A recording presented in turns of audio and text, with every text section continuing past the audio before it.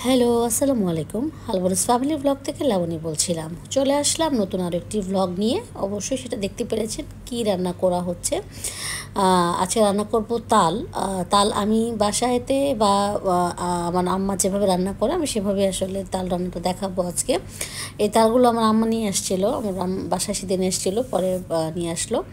তো যাই হোক, মানে তালগুলো খুবই ভালো ছিল, কি বলবো, এত মানে স্বাদ এবং এত ঘ্রাণ ছিল, অরিজিনাল তাল যেহেতু। তো আমি কিন্তু দুধটা কিন্তু জাল দিয়ে রেখেছিলাম, খালা পাশে রুটি ভাজতেছে।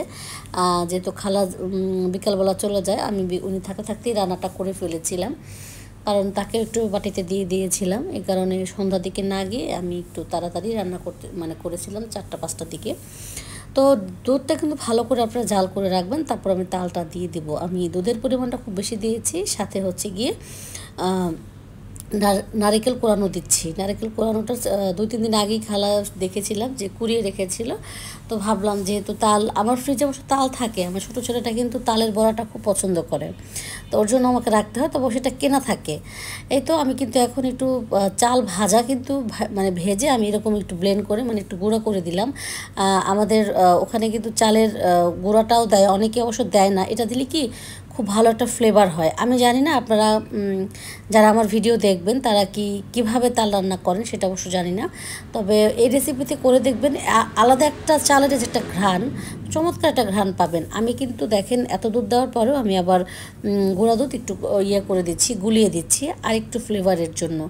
আর এখানে আমি একটা সময় বাদাম কিশমিশ সবই ইউজ করতাম, কিন্তু আমার আব্বা যেহেতু খাবে, তো ও মানে অতটা রিচ করা হয়নি, বয়স হয়েছে যেহেতু, সবাই খাবে, শাশুড়ি আম্মাও খাবে।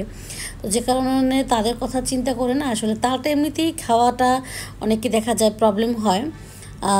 তারপরে একটু প্রসেস করে অনেকভাবে রান্না করা হয়েছে, তারপরও একটুখানি মুড়ি টুড়ি দিয়ে অল্প অল্প করেই খেয়েছে।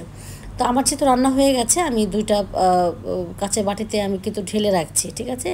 আর তালটা কিন্তু অসম্ভব মজা হয়েছিল। আমি জানি না, হয়তো বা অল্প রান্না করেছি দেখেই কি না কি।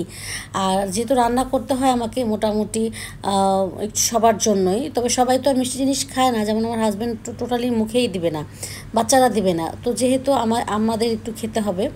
আর এদিক দিয়ে আমি একটু সেমাই রান্না করব, আমার আব্বা সেমাই খুব পছন্দ করে।